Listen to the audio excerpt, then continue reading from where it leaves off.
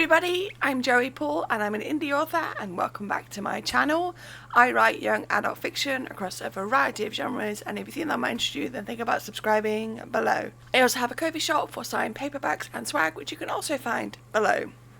One thing that gets talked about a lot here on Authortube, or even in the creative spaces, is about having goals and setting yourself up for success. I thought that today I would give you my thoughts and tips on goals and why they work and how to make sure you're not pushing yourself too far. I set goals every 2 months, as you'll have seen from my other videos, so I know what it's like to want to stretch yourself but not push yourself too far and end up in burnout. So number 1. Goals give you something to work towards. I've been doing goals of some kind for a number of years. It's been about 3 or 4 years since I started doing goals publicly on this channel, but they've always been something that works for me. The big thing is making sure you go about it in a way that doesn't set you up to fail. No one wants that, and doing it that way is only going to lead to you getting discouraged and frustrated. But a goal should be something that you can achieve. I don't mean by going at 100% all the time, because no one is at 100% every single day of their life. But it should be something where you have to stretch yourself a little, which I'll talk about more in a moment, and it should also be something that's possible for you to actually do. Think about it, if you know that the most you can write in the day is 1k, then you shouldn't be setting goals to do a bunch of 10k days in a row. Otherwise, you're setting yourself up to fail, and it's not going to help in the long run. For me, goals are somewhere where I'll have to work hard to achieve them, but also not completely out of the realm of possibility to manage. The point of a goal is to give yourself something you can work towards over any given period of time, whether that be weekly, monthly, quarterly, or yearly, or whatever. It's a way to help yourself keep focus. Number 2, stretching yourself is not a bad thing. While goals should be within the realm of possibility, that doesn't mean that you're aiming to achieve a bit more is a bad thing. Stretching yourself is okay. It's something we all do, and sometimes can be the reason we manage to get things done. So don't think you have to set easy goals and that the only ones that matter are the ones that you can tick off quickly.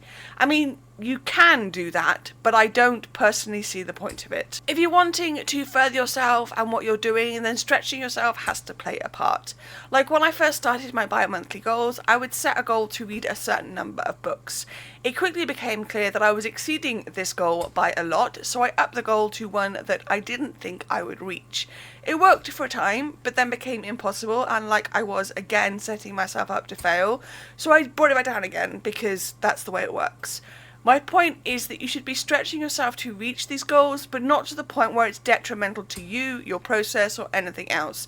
That way it just leads to frustration and not being able to manage anything. Number 3, focusing on the end result is important. If you know ultimately what you want to achieve, like taking my reading goal for 2 months, then you need to start small and build up so that yes, you're stretching yourself, but you're also not setting yourself up to fail and a big mess. Ultimately, you are the only one who knows yourself and your abilities best, so you need to be the one to decide what the end result looks like for you. I know that I wanted to write a certain number of chapters a month. I know that I want to revise a certain amount each month. I know what I want the end result to be when it comes to my goals, and so I set them accordingly. Now, like I said at the start, I've been setting goals for a number of years, so I know how I personally work and how I'll manage. This might take you time to work out, and that's okay. We all need time, and it's not failing if you don't get the balance right that first time out. Number 4, listening to your body is key. One thing you know I'm always going to talk about is taking breaks and rests, and it's true in this case too. It's coming from a position of a chronically ill and disabled author, so I'm going to know that listening to your body is a good thing. While you might want to do all the things and have a chance of setting goals that are wild and big and all of that, sometimes your body will clue you in that it's just not possible. And that's okay, that's normal. We are not superheroes, we all work to our own pace. So when it comes to setting your own goals, be aware of what your body is saying. Stretching yourself isn't a bad thing, like I said, but you don't want to push yourself into illness or burnout just for the sake of goals. You've got to look after you, and that's just facts. So there we go. Those are my tips and thoughts on goals and why they work and how you can make them work for you. Like I said, I've been doing this for a number of years. Even before I did it publicly on Authortube, I always had goals and I always was ticking them off my list and stuff like that. But if it's something that you want to work for you, you need to be aware that there may be some trial and error to find that sweet spot of what works and what doesn't. And that's okay. That's normal. It happens. But ultimately, your goals should not be pushing yourself into burnout, because that's not fun for anyone. So do you set goals? How do you manage? Let me know in the comments down below. So that's all I've got time for today. If you want to support my channel, you can comment, like or subscribe. I post new videos on Thursdays. You can find me all over social media and my books are available everywhere. You can also support me at my Ko-fi shop, and you can also sign up for my newsletter. And don't forget to pre-order Translucent, which is the second in a young adult dystopian quartet. And if you do pre-order, don't forget to grab the swag. And also don't forget to grab a ticket for Wonderland in Nottingham in July, where I'll be signing books. All the links for which are listed below.